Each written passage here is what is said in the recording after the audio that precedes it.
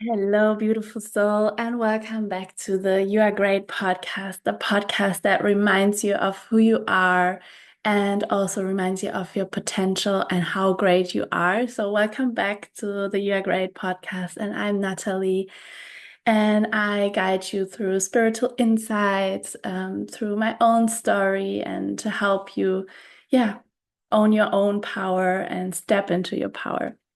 So, this podcast episode is all about self-love, self-worth, and Goddess Aphrodite. And I dive deeper into, how we can love ourselves more, how we can feel that we are really worthy and that we are deserving of what we want and desire in our life.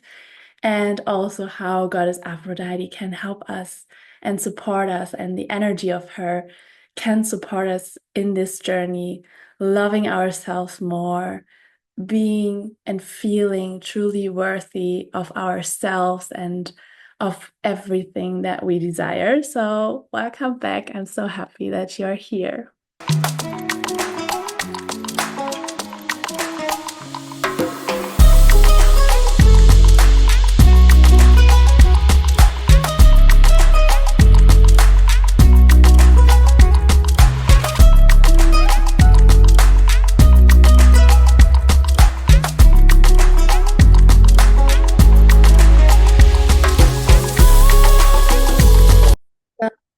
This podcast episode, I would like to dive deeper into the topic of self-love and also the history of self-love. Like, why is it so hard for so many people to really accept themselves, to love themselves, to feel worthy? And this has a huge history. And I would like to dive deeper into that because it's important to get to understand why. Why can we not love ourselves truly? Like, why can we not accept ourselves how we are? Why can we not feel that we are good enough? And alone, this consciousness that this is happening in the collective, and knowing that we are a part of the collective and of the collective consciousness, of course, we are influenced by these patterns, by these beliefs. And also, I would like to encourage you that it is possible to step into more self-love, feeling the love for yourself, feeling that you're worthy, feeling that you're deserving of what you desire, and that it is fully possible for you to get it, to own it, and to be in your power. And so like, why is it so difficult or hard for so many, especially women, to love themselves? And it's also for men, but I would like to go deeper into women because I know a lot of women are listening to my podcast. And it's hard because we are influenced by the collective consciousness, and the collective consciousness is shaped by what has happened in the past. So we are also now, we are still in a patriarchy. Like, the patriarchy hasn't ended yet, but it is not as it was before. So before, women had no rights, all of this. Men could decide over a woman's life, and the feminine was truly suppressed. So the feminine was not only suppressed in women, but also in men. So the feminine values like resting, relaxing, leaning back, knowing that everything is coming to you was like so suppressed. And what was promoted was all of this doing, all of this hustling energy.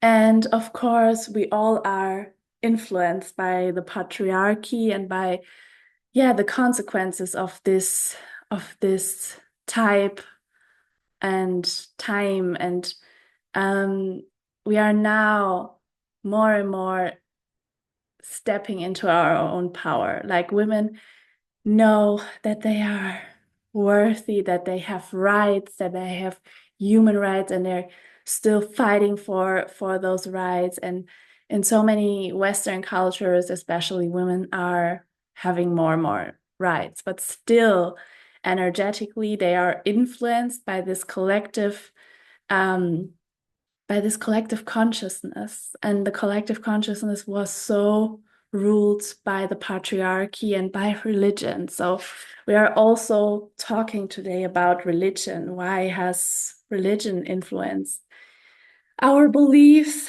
our self-worth, our love for ourselves? And I think it was in a second podcast episode of mine, I also went deeper into this topic of religion. But here I want to point out that because of, for example, the Christianity, we were taught that we are all sinners. We were born, we come to this earth, and we are already sinners. And that God has to forgive us, that He has to take away our sins. And this is within the collective consciousness. So we come into this world, and almost everyone feels this feeling of, I'm not good enough as I am. Because, yeah, we feel still these influences of religion, of the patriarchy. So we feel that we have, like, maybe when we grow up, we go into school, into university, we feel more and more that we have to prove ourselves, that we are not right as we are. And also the religion, for example, the Christianity taught us that we are excluded from paradise. So we have to do something to get into paradise. It's the same in the Muslim religion. In the Islam, they collect points to go in a paradise. But the question is, what if the paradise is here and now? So what is when the paradise is already here and we think that we have to prove ourselves, that we have to do something to get into the paradise? So it's a big lie that we were taught.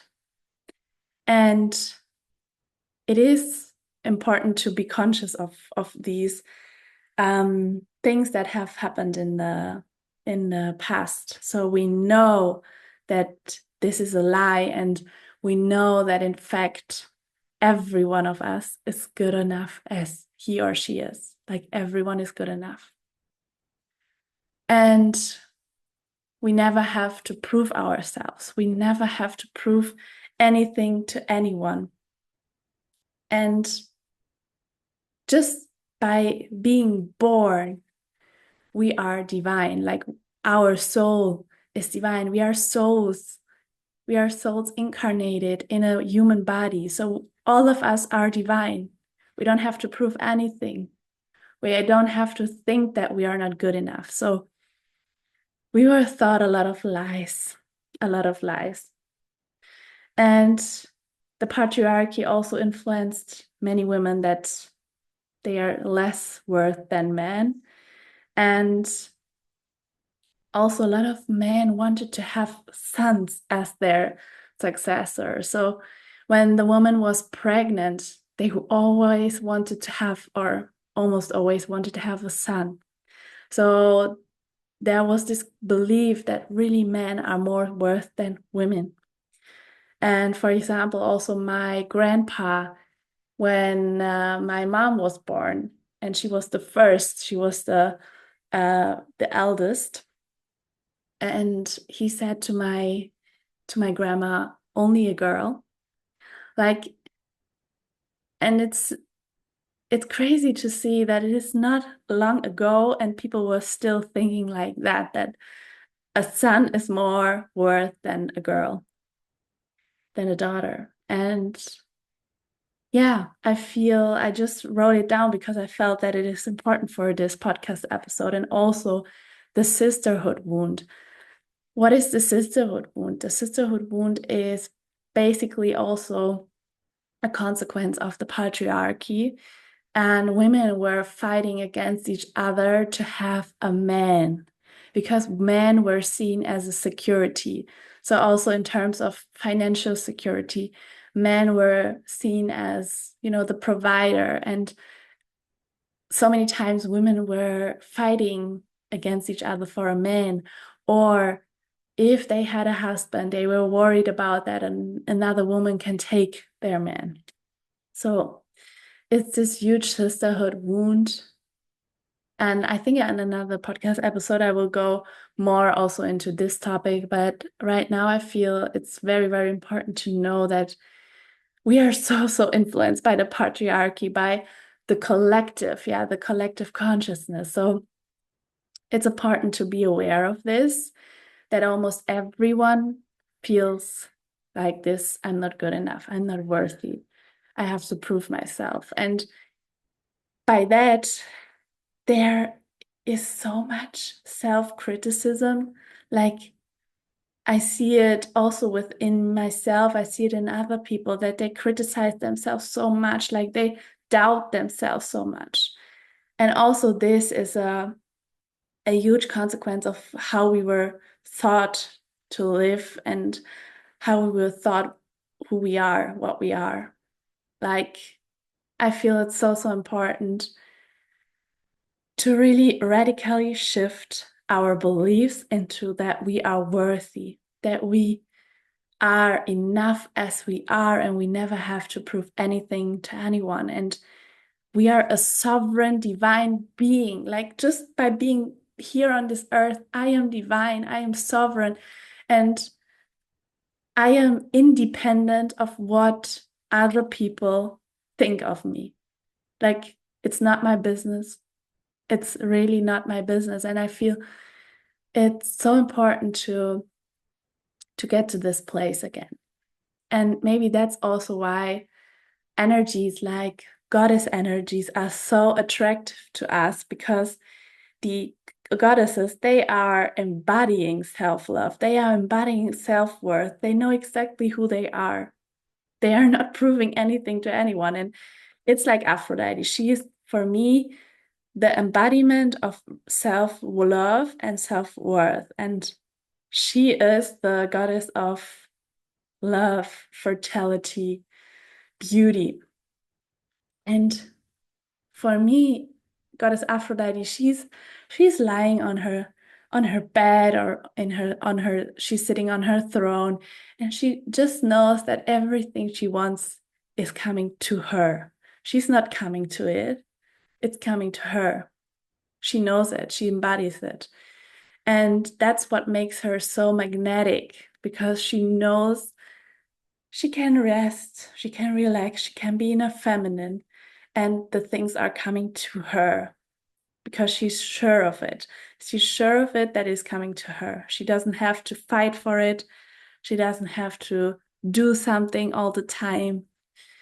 And yeah, Goddess Aphrodite can really help us to understand our own worth again, our own love for ourselves, to feel it. And I love working with her because she's really embodying this energy. And she's really encouraging us all to enjoy ourselves more, to enjoy life more, to be in this beautiful energy of, I'm just relaxing, I'm just enjoying, I'm flowing with life. I don't have to hustle. And this is abundance. Yeah, we are in a state of abundance because we are just flowing. We are aligned with our heart, aligned with our intuition, and that's how we can flow. This is so feminine. This is deeply, deeply feminine, a feminine value, to be aligned with the heart, be aligned with the intuition, with the soul. And from that place, following the heart, doing what the heart is telling, and resting more, taking more breaks, aligning ourselves with, yeah, with our body, coming into our body again. Like, for me, this is the vessel for how I can function, how I can be happy if I am in my body, if I bring my awareness through meditation, through breath work, through yoga, through stretching, through movement in my body, so I can feel alive, you know. Movement in our body is so, so important, and taking ourselves back into our body so we can feel again. So many people are cut off of their feelings, so they cannot truly feel. They are like numb. And it's important to always bring ourselves back into our body again and again so we can feel it. And I would like to give you here some practices to practice self-love. And one practice for me is like standing in front of the mirror and looking into my eyes, really looking into my eyes, standing there for a few seconds and just looking myself in the eyes and telling myself some encouraging, beautiful words that I would like to tell myself. And after that, I feel so much more connected to myself again. And I feel that that's how I want to speak to myself, because so many times we are unaware of how we speak to ourselves. Like we are criticizing ourselves, we are worrying the whole time, and we are in this energy and we are not aware of it. So, like this practice can help you so much to be aware of yourself, of how you speak to yourself, and starting a talk like this. Because if I do that, afterwards I keep talking to myself like this. So yeah. And also another beautiful practice is when you wake up in the morning and you can put your hand over your heart and you connect to your heart, to yourself, and you ask myself, how are you doing? And then you put your name. How are you doing? For example, Nathalie, how are you doing? What do you feel right now? What do you feel today? And then also asking the question, what would you like to do today? So these are two beautiful practices to connect more to yourself, to get to know yourself, to talk in a more beautiful way, loving way to yourself, because this is so much, this is self-love. So it's the way we talk to ourselves. It's the way we are caring about ourselves. It's self-care. It's the talk about ourselves. It's how we feel that we are worthy of something, how we are deserving. Like all of this is self-love. And everything you want to increase in your life depends on the level you love yourself. If you want more money, if you want the job, if you want to move the country, it's all about loving yourself more, accepting yourself. I think it's all beginning with acceptance, acceptance of who you are, of your light and your shadow. And from that place, it's so much easier to love ourselves. And also, I would like to invite you to my new online retreat, the Temple of Aphrodite, and it's starting on Lionsgate, the 8th of 8 portal, and we end the 12th of August. And I would like to invite you to this beautiful retreat where I can support you in self-love and loving yourself more and feeling more worthy and stepping more into your abundance, enjoying life more, enjoying yourself more. And together with Aphrodite, I am hosting this retreat. And yes, if you feel called, you can send me a message and just join us for this beautiful event. And yeah, Lionsgate is influencing and supporting this retreat, because Lionsgate 8-8 is always about abundance. It's about the lion's energy, like glowing, like glowing from the inside out, knowing that you are, the leader of your life, that you are the creator of your life, feeling that you are you more of yourself. It's like this authentic energy, being more yourself, expressing who you are, expressing your truth, and stepping into your lion's energy. So I'm really, really excited for this retreat because it's such a powerful, deeply feminine event and retreat. And yeah, it came to me when I was still in Cyprus. It came to me, and I was so, yeah, so curious to do that. And I felt already like since few weeks, I knew that this is the date I'm going to do that. And I'm still happy to do this. I'm now in Rome, and Rome is also so influenced by the Venus goddess, or Venus Aphrodite. Venus was the Roman goddess and Aphrodite the Greek goddess, but it's like the same goddess. So we also call her Venus Aphrodite. And yeah, yesterday I visited her temple here, and I just really feel that yeah, Venus is also very, very present here. So yeah, I'm really, really excited to share this with you. If you want to join us, do so. It costs 22 euros, 222 euros. And yeah, I'm so, so excited to have you here. And I'm so happy to have shared these insights with you now about self-love and self-worth and also Goddess Aphrodite. And when you have any questions or comments, please share with me on Instagram or here, Spotify, YouTube, and I'm sending you so, so much love. Thank you for being here.